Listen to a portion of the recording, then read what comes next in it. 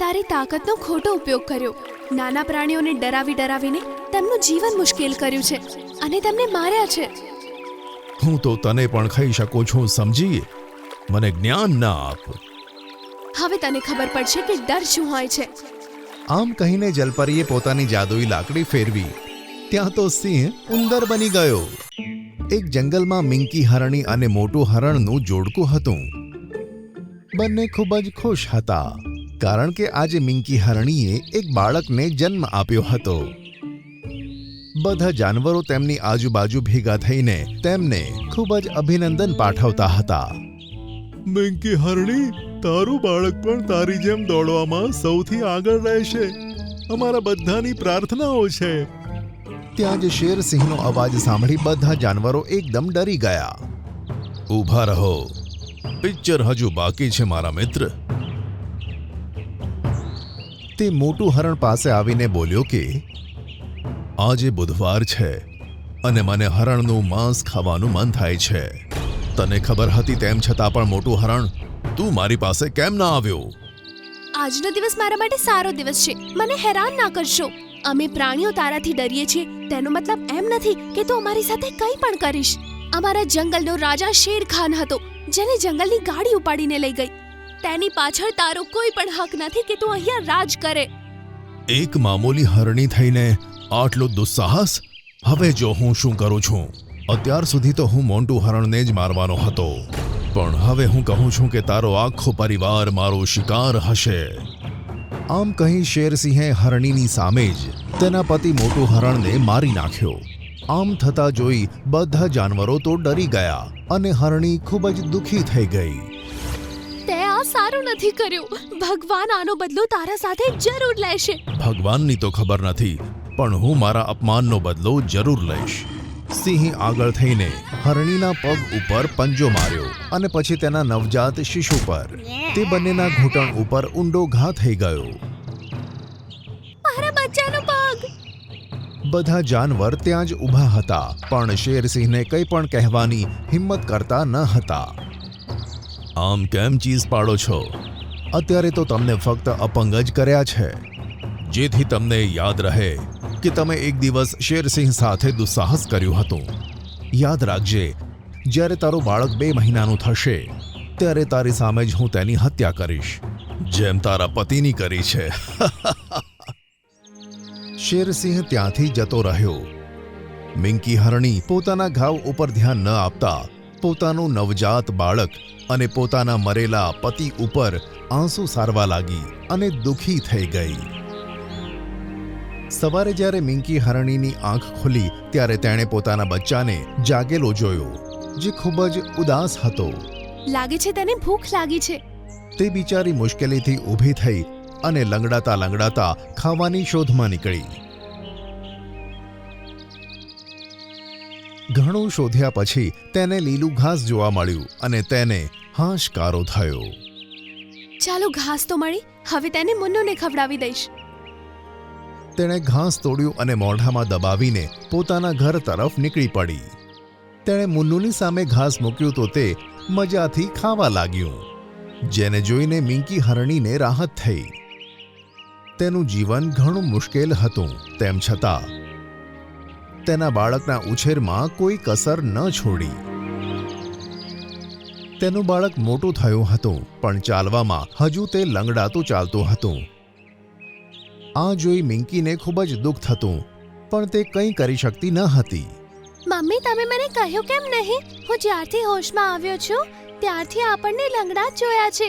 આપણે બંને લંગડા કેમ છીએ? મારા બચ્ચા, તું મને આ વાત ના પૂછીશ.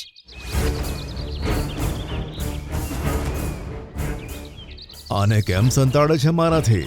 થોડા દિવસોમાં આ મારો શિકાર થવાનો છે, જેમ આનો બાપ થયો હતો. આ સાંભળી મિંકી હરણી ડરી ગઈ અને પોતાના બાળક પાસે જતી રહી. શેરસિંહ પણ ક્રૂર રીતે હસીને ત્યાંથી જતો રહ્યો.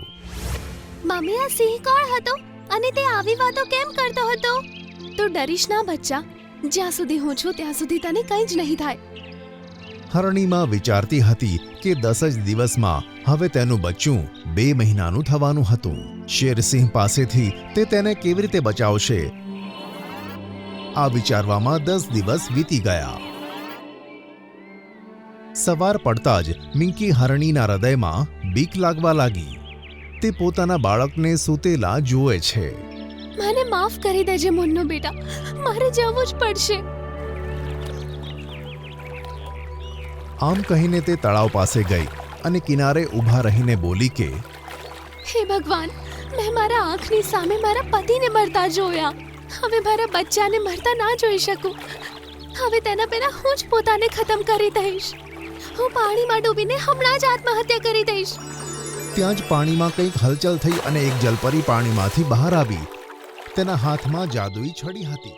અરે તું કોણ છે? હું જલપરી છું અને મારી અંદર અપાર શક્તિઓ છે. મિંકી હરણ, મેં તારી બધી વાતો સાંભળી છે અને હું તારી મુશ્કેલીઓનો ઉપાય જરૂર શોધીશ. પણ કેવી રીતે?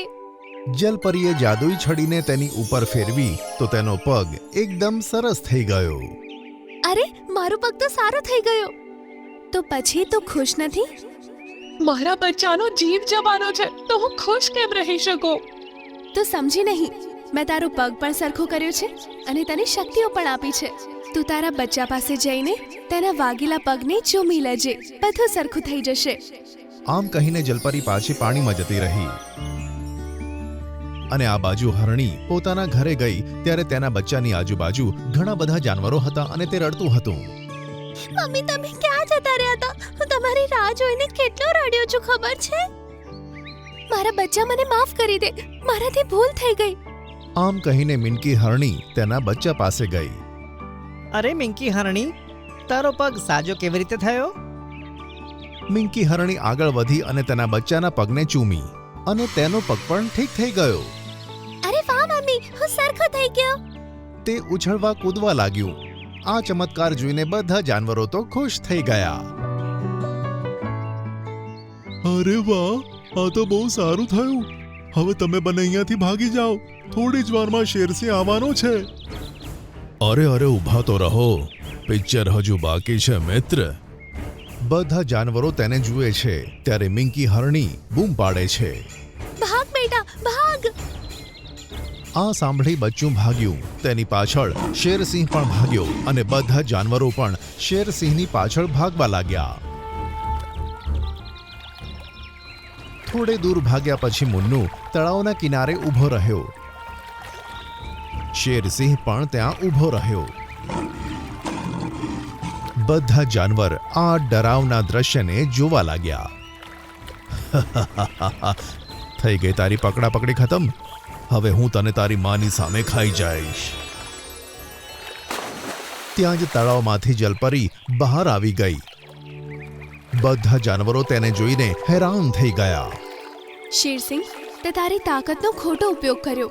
નાના પ્રાણીઓને ડરાવીને તેમનું જીવન મુશ્કેલ કર્યું છે અને તેમને માર્યા છે. હું તો તને પણ ખાઈ શકું છું, સમજી? મને જ્ઞાન ના આપ. હવે તને ખબર પડશે કે ડર શું હોય છે. આમ કહીને જલપરીએ પોતાની જાદુઈ લાકડી ફેરવી. ત્યાં તો સિંહ ઉંદર બની ગયો. અરે આ શું થયું? હું ઉંદર કેવી રીતે બની ગયો? ત્યાં જ તેના પર બિલાડીની નજર પડી. અરે બાપ રે! ઉંદર ભાગ્યો અને બિલાડી તેની પાછળ ભાગી. મુન્નુ તેની મા પાસે ગયો અને તેને વાલ કરવા લાગ્યો. બધા જાનવરો રાજી થઈને હસવા લાગ્યા. જાનવરોને ડરાવીને રાખવા વાળો સિંહ હવે એક ઉંદર બની ગયો છે.